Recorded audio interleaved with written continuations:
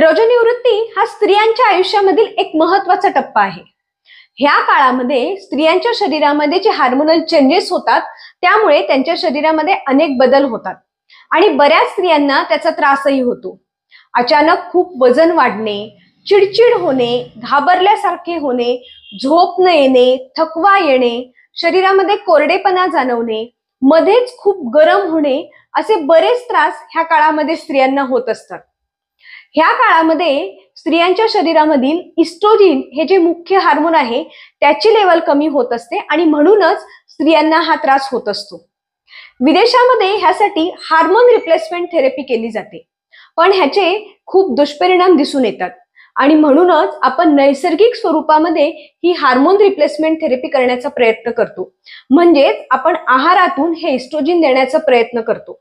आहारामध्ये फायटोइस्ट्रोजिन ह्या स्वरूपामध्ये हे इस्ट्रोजिन मिळते।